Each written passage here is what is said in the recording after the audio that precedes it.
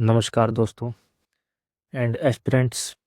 आज हमारी class third है एनटीपीसी और एसएससी सीरीज़ के लिए। और इसमें हम आपको पता है कि पीवाईक्यूज और एक्सपेक्टेड क्वेश्चंस दोनों प्रकार के क्वेश्चन करेंगे। और पीडीएफ आपको इसकी टेलीग्राम में मिल जाएगी। और क्लास को स्किप मत करिएगा क्योंकि आज इम्पोर्टेंट क्वेश्चन है और ऑप्शन भी डिस्कस किए जाएंगे। तो चलिए शुरू करते हैं। पहला क्वेश्चन आपके सामने ये रहा। इक्ता प्रणाली का विस्तार किस शासक ने व्यवस्थित रूप से किया था? कुतुबुद्दीन ऐबक, जो कि मोहम्मद गौरी का गुलाम था।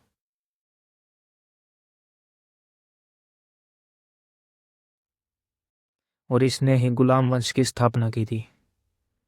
गुलाम वंश।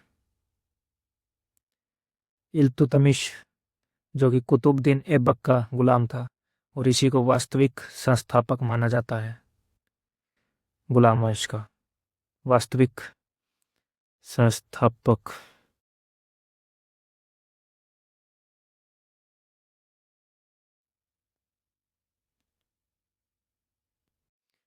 वास्तविक संस्थापक।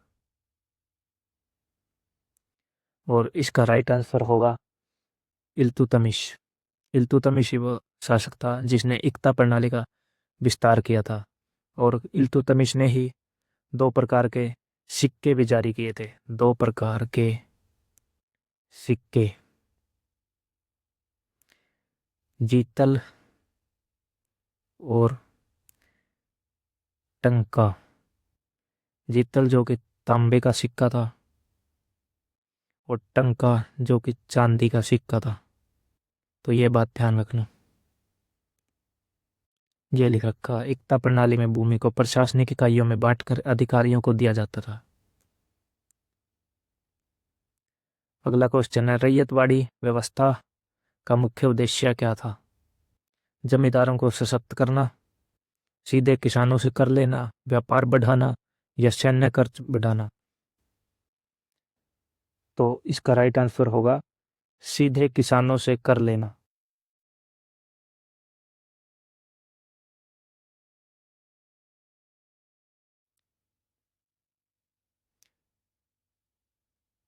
सीधे किसानों से कर लेना, बट इसकी वजह से किसानों के ऊपर बोझ बढ़ गया था।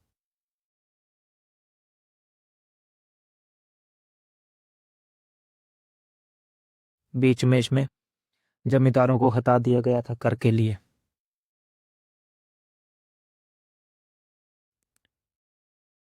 और ये कहाँ कहाँ लागू हुई थी? मद्रास और बॉम्बे प्रेसिडेंसी में। साइमन कमीशन का बहिष्कार क्यों किया गया था? कर वृद्धि, भारतीय सदस्य का अभाव, धार्मिक विवाद, शिक्षा नीति। तो इसका राइट आंसर होगा भारतीय सदस्य का अभाव। साइमन कमीशन कब आया था? साइमन कमीशन भारत में आया था 1927 यानी 1927 में। और इसमें सभी सदस्य अंग्रेज थे। इसी वजह से इसका बहिष्कार हुआ था। और इसका बहिष्कार करते समय ही लाला लाजपत राय की हत्या कर दी गई थी लाठी चार्ज में।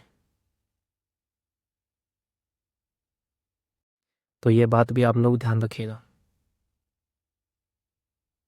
साइमन गो बैक के नारे भी लगे थे। दीन ए इलाही का उद्देश्य क्या था? इस्लाम का प्रचार, धार्मिक एकता, कर सुधार या सैन्य विस्तार।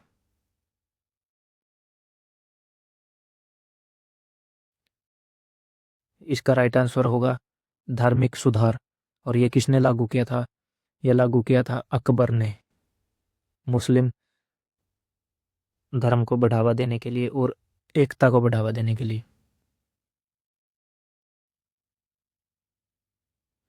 स्थायी बंदोबस्त किसने लागू किया था? वॉरेन हेस्टिंग्स, कॉर्नवालिस, वेलेजली या डलहौजी।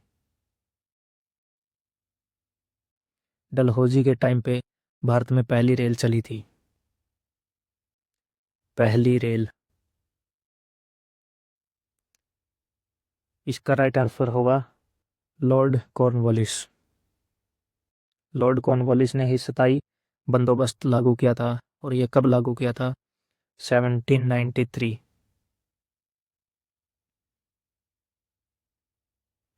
और इसका उद्देश्य क्या था?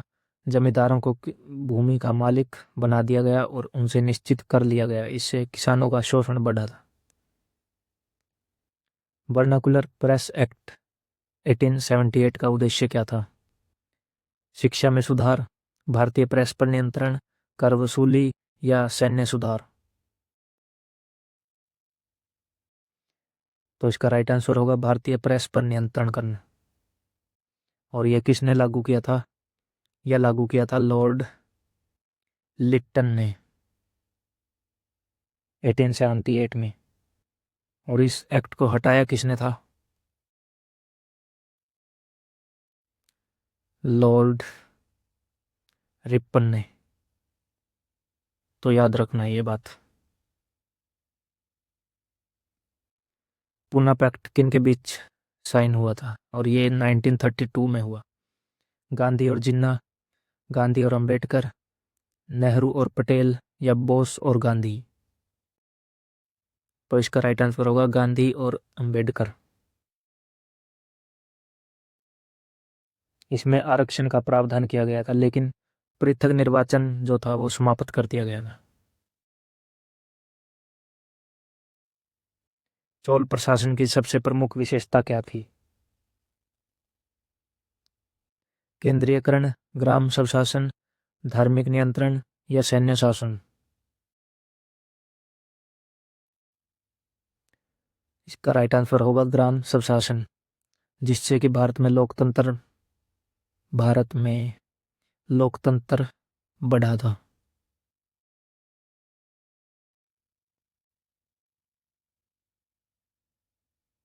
द्वैध शासन या डुअल गवर्नमेंट किसने शुरू किया था? Robert Clive, Warren Hastings, Lord Cornwallis, या डलहौजी?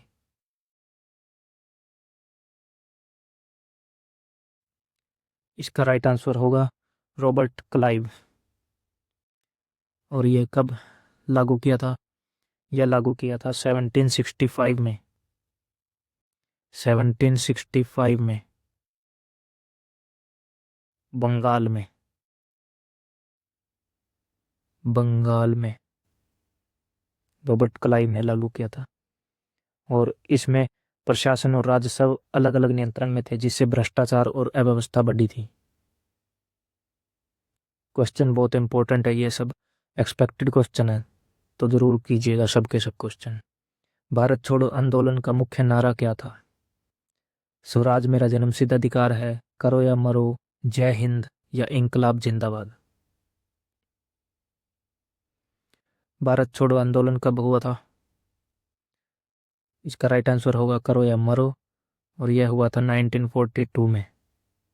किसने किया था? महात्मा गांधी ने। महात्मा गांधी जी ने, ताकि ब्रिटिश शासन को जड़ से उखाड़ फेंका जाए। अब आ गए भूगोल के, ज्योग्राफी के 10 क्वेश्चन। पहला क्वेश्चन है, कोरियोलिस प्रभाव किसके कारण होता है? पृथ्वी का घूर्णन, गुरुत्वाकर्षण, तापमान, या दबाव? इसका राइट आंसर होगा पृथ्वी का घूर्णन। जब पृथ्वी के घूर्णन के कारण हवाएं और धाराओं की दिशा मुड़ जाती है। धाराओं की दिशा मुड़ जाती है। उत्तरी गोलार्ध में दाईं और दक्षिणी में बाईं ओर विचलन होता है, तब कोरियोलिस प्रभाव होता है। ये सारी की सारी एक्सप्लेनेशन भी लिखी हुई है। ITCZ क्या है? उच्च दबाव क्षेत्र, निम्न दबाव क्षेत्र, पर्वत, या महासागर? ITCZ की full form inter tropical convergence zone. ये वे क्षेत्र जहाँ पर व्यापारिक पवनें मिलती हैं और निम्न दबाव क्षेत्र बनता है जिससे वर्षा होती है।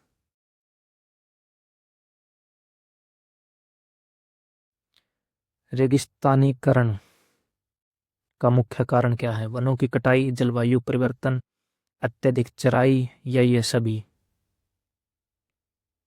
आई थिंक ये तो आसान क्वेश्चन है, इसमें तो उपयुक्त सभी।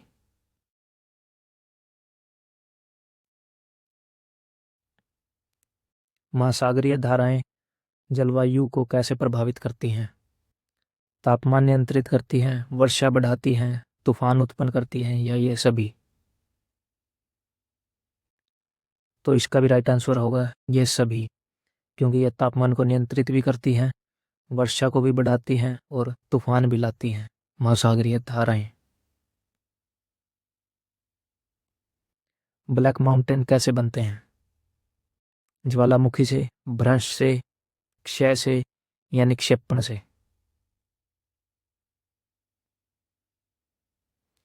इसका राइट आंसर होगा भ्रंश से। इसको रिफ्ट वैली भी बोला जाता है। जब धरातल में दरार आती है, जब धरातल में दरार आती है, जब पृथ्वी की जो क्रस्ट होती है उसके अंदर दरार आती है और कुछ भाग ऊपर उठ जाता है और कुछ भाग ऊपर उठता है, तब ब्लॉक पर्वत बनते हैं। ब्लॉक माउंटेन्स का निर्माण होता है, तो उसी को बोला जाता है ब्लैक माउंटेन। ये सारी इसकी एक्सप्लेनेशन भी दी हुई है। मानसून की उत्पत्ति का मुख्य कारण क्या है? समुद्री धाराएं, तापांतर, गुरुत्वाकर्षण या ज्वालामुखी? इसका राइट आंसर होगा तापांतर।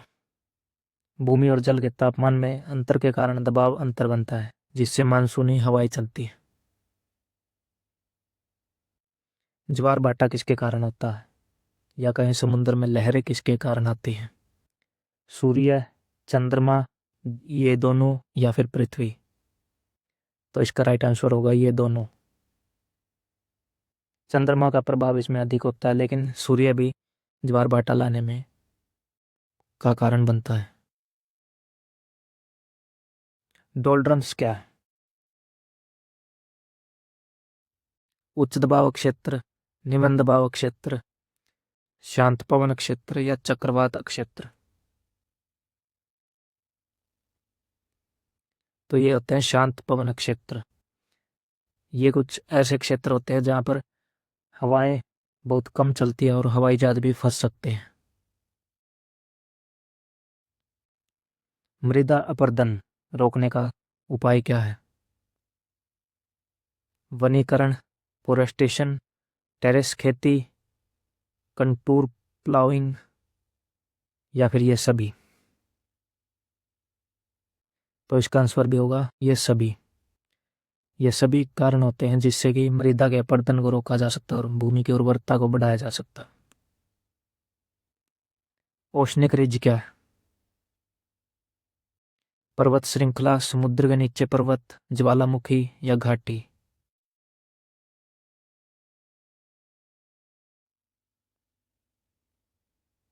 तो इसका राइट आंसर होगा समुद्र के नीचे पर्वत।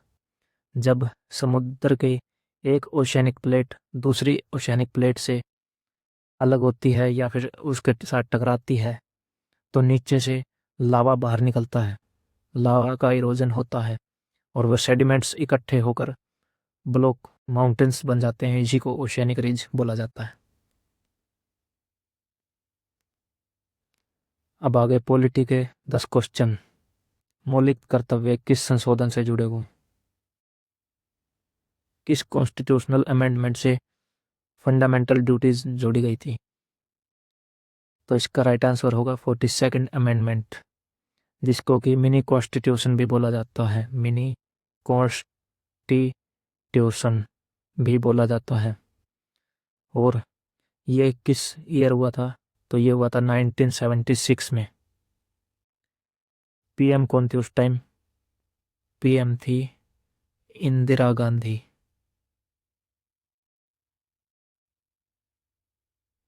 और ये मौलिक कर्तव्य किस कमेटी से जुड़े हुए हैं? सरदार स्वर्ण सिंह कमेटी। कितने मौलिक कर्तव्य हैं? 11 मौलिक कर्तव्य या फंडामेंटल ड्यूटीज। और 11th किस टाइम जोड़ी गई थी? 86 कॉन्स्टिट्यूशनल अमेंडमेंट में। शिक्षा का अधिकार। शिक्षा।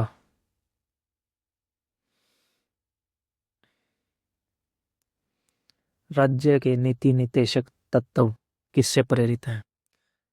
मीन्स ये किस देश से लिए गए हैं? USA, UK, Ireland, Russia.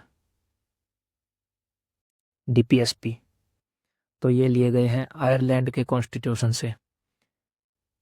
DPSP Australia से। ऑस्ट्रेलिया तो यहाँ पे है नहीं, तो रशिया। यूएसएसआर से क्या लिया था? तो फंडामेंटल ड्यूटीज हमने यूएसएसआर से ली थी। और यूएसए से फंडामेंटल राइट्स। फंडामेंटल राइट्स हमने यूएसए से लिए थे। लोकसभा अध्यक्ष का चुनाव कौन करता है? राष्ट्रपति, प्रधानमंत्री, लोकसभा सदस्य या राज्यसभा के सदस्य? तो इसका राइट आंसर होगा लोकसभा का सदस्य। लोकसभा अध्यक्ष का चुनाव करते हैं।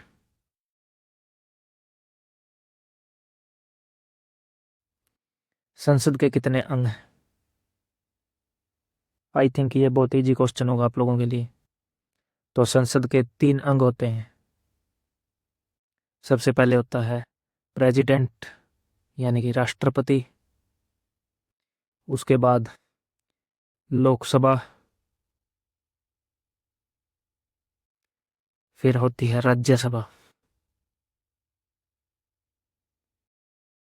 इसको लोअर हाउस बोला जाता है, इसको अपर हाउस बोला जाता है।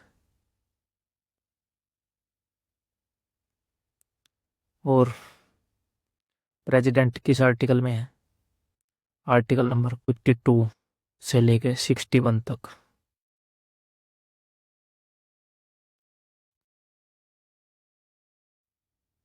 न्यायपालिका की स्वतंत्रता क्यों जरूरी है?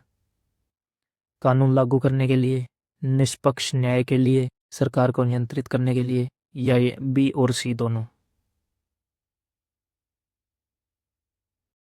तो इसका राइट आंसर होगा ऑप्शन नंबर डी।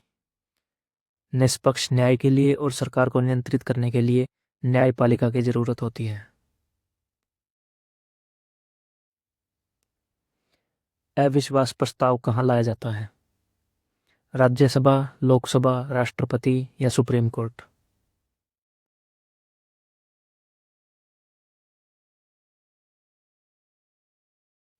तो इसका राइट आंसर होगा लोकसभा, क्योंकि सरकार की जो जिम्मेदारी होती है वो लोकसभा के प्रति होती है, इसलिए लोकसभा में अविश्वास प्रस्ताव लाया जाता है। और रिसेंटली लोकसभा के स्पीकर ओम बिरला के खिलाफ भी लाया गया था। संविधान संशोधन का प्रावधान किस अनुच्छेद में है? 352, 356, 368 या 370? 370 आर्टिकल जो कि अभी नहीं है, ये किससे रिलेटेड था? जम्मू कश्मीर से।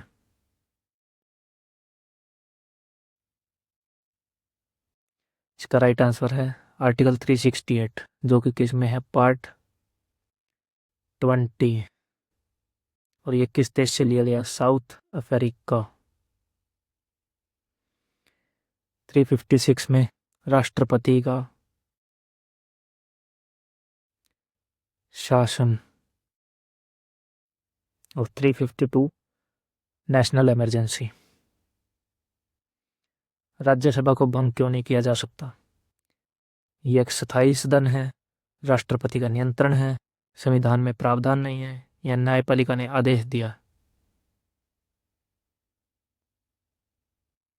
तो इसका राइट आंसर होगा यह एक स्थायी सदन है, यह कभी भंग नहीं होता। और इसके जो सदस्य हैं, इसके सदस्य हर 6 साल तक की इनकी रिटायरमेंट होती है। और 1/3 सदस्य जो हैं हर 2 साल में रिटायर होते हैं।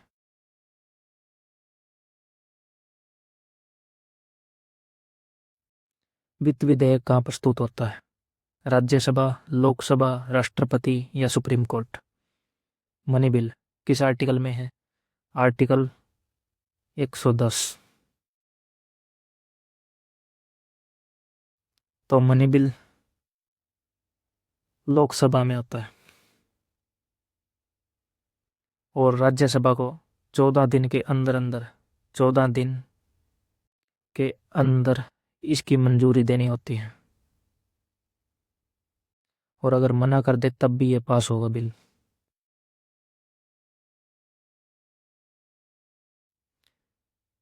संविधान का मूल ढांचा सिद्धांत किस केस से जुड़ा? Golaknath case, Keshavananda Bharati case, Minerva mill case या शंकर प्रसाद केस? इन केसेस से रिलेटेड बहुत क्वेश्चन आते हैं, तो ये केस सभी पढ़ने पड़ेंगे आप लोगों को। इसका राइट आंसर होगा केशवानंद भारती केस, 1973 में। किसके साथ था ये? वर्सेस केरला सरकार। तो ये बहुत फेमस केस था, इसलिए याद रखिएगा। और इसमें सुप्रीम कोर्ट ने कहा था गवर्नमेंट मूल ढांचा नहीं बदल सकती, मूल ढांचा संविधान का नहीं बदल सकती।